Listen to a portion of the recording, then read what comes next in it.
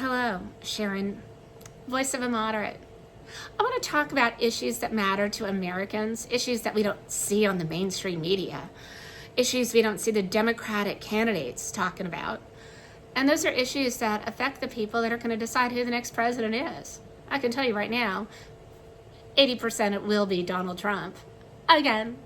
Yeah. All those people are going to be like crying because they're not going to figure out how they lost to the treat freak, how they lost to this man that has embarrassed them for 4 years. Well, what's embarrassed them about President Trump is that he has been triggered by the mainstream media not reporting the issues that he wants to be discussed. And he uses Twitter as a forum to communicate, to get his message out. And sometimes he's used it to retaliate, and sometimes, yes, some of his tweets have been a little off. But you want to know something? He's had no choice because the mainstream media has fought against him.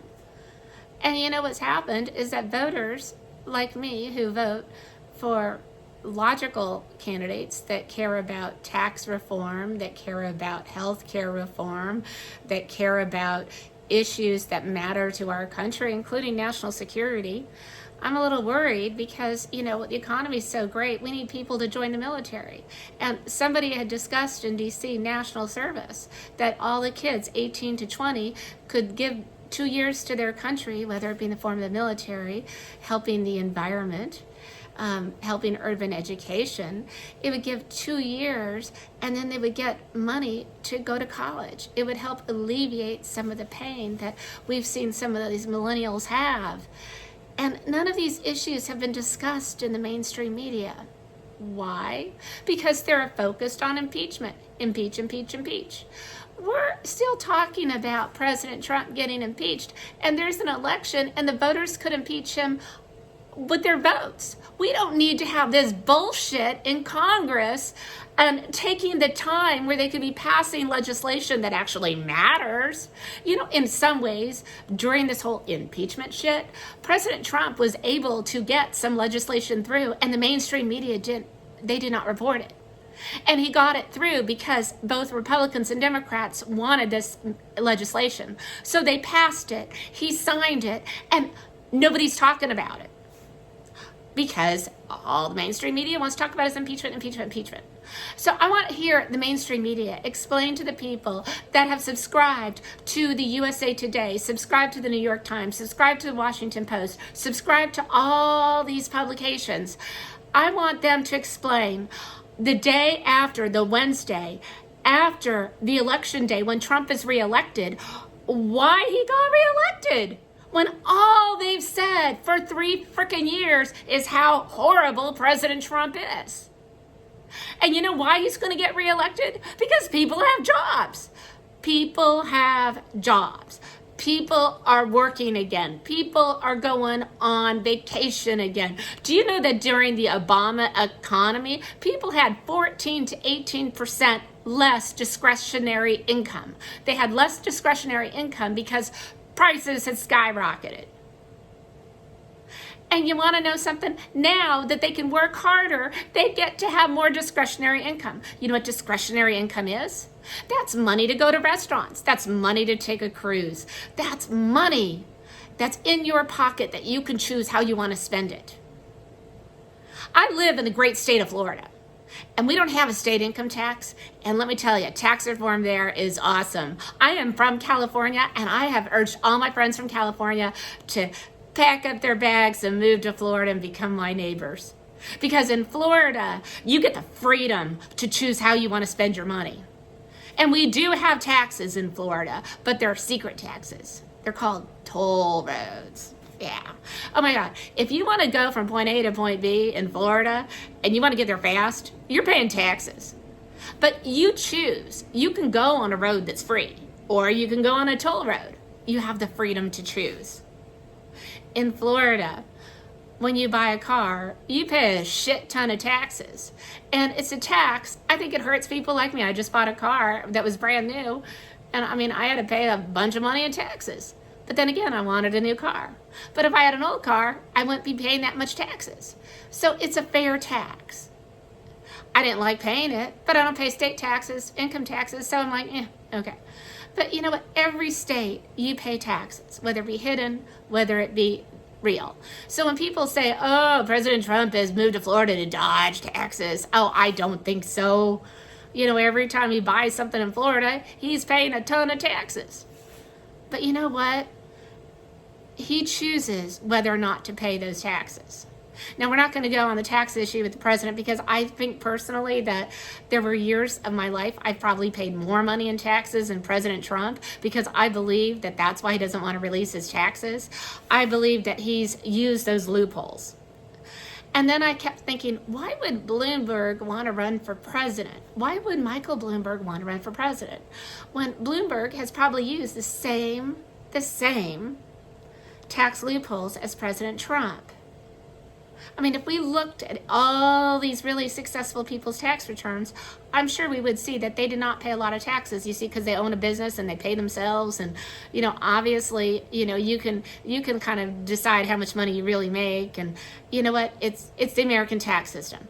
And can you blame Trump for taking advantage of those loopholes when his tax advisors, his lawyers, his advisors have told him to do it? Has GE paid taxes? Have a lot of these companies paid taxes? No. So I think that we're going to see the mainstream media harp on President Trump and his taxes, and it's going to be one of those things where a logical person's going to say, hey, if I had the opportunity to do that, I'd do it too. I cut a return. My tax bill to the government has gone down because of Obamacare, because I spend about 25-30% of my income on taxes. So because I am spending so much money of my income on healthcare, income on healthcare, I think last year it was like $67,000, and I paid, I think, about $25,000 in healthcare costs. That's like 30% of my income. It's really unsustainable for me. I actually had to take money out of my 401k to help pay for my medical care.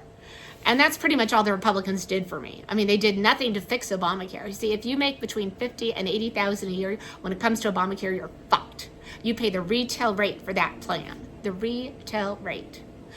And then they have these deductibles. Then they have these secret out-of-network costs that you have no idea about. When you see a doctor, you sign forms, you don't know what you're signing, you just want to go see the doctor. And so the insurance pays for something, like I had a mammogram. It was supposed to be free. I thought, it says it's free. The mainstream media says it's free.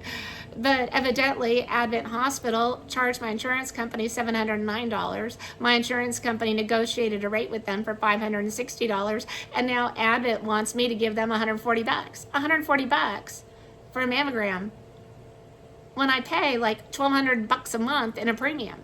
I'm like, who has won with this Obamacare? Let's look at who really created this thing. I think it was created by the insurance companies, who, if you look at their stocks, they've done pretty good. You know what? I think that just like the hidden fees in Florida, the toll roads that I talked about earlier, there's hidden fees in healthcare. And my problem with healthcare is that I believe that I should be able to choose how I spend my healthcare dollar. And when I'm told that I can get all these services that would be included and I don't need them, I'm like, why am I paying for them? At least in Florida, when I go on a toll road and I voluntarily pay $3 to go from point A to point B, I'm making the decision. I could go a cheaper route. I want my health care to work the same way. So I've created this fireside chat system because you know what? I want you, the American people, to tell your members of Congress and tell the mainstream media that the dialogue needs to change. It needs to change about making the lives better of the American people. Because I used to consider myself upper middle class. Well, I was upper middle class, then I dropped down to the middle class. And now I'm like, hoping just to stay there. I just want to stay there. I just want to have a life where I can wake up and I have some discretionary income. And what scares the shit out of me is when I see those Democratic debates and them talking about stuff that won't change the lives of me or anybody in my demographic. I'm thinking these people are out of touch. They're not fighting to win. They're fighting to win a very small segment of their party. And I look at Joe Biden and I see a man who created this healthcare system that's driving me crazy. Why would I want Joe Biden as president when it was Obama's administration, the Obama-Biden administration, that created this policy? How come the only logical candidate is Amy Klobuchar? I can't even pronounce her name, but I do think that she is the most logical one. And I do think that the Democrats are vying now for a brokered convention. I think that they want to do a Michael Amy ticket. I can feel it. I can just feel it. But again, why would an American want to go back and to a system that was dominated by people that took all their legislation cues from big business, from big pharma, the insurance companies? I think the average American right now has realized that they want the freedom to choose how they spend their money that they've earned. I want to choose how I spend my money like I get to choose in Florida. You know, Rick Scott, we got to watch him. Because he is the only person I see that can help solve some of these problems, because he understands healthcare. And he was supposed to help fix it, but he hasn't done anything yet. But we got to stay on the radar. Let's keep Rick Scott on our radar. Let's see if he can do something in 2020. If he does, he's all set up for 2024. Because healthcare is the issue. That the people that decide who is going to be president, the swing voters, the people that swayed the election to Trump, the people that are going to probably keep Trump in office. Healthcare, assurance that Social Security is intact.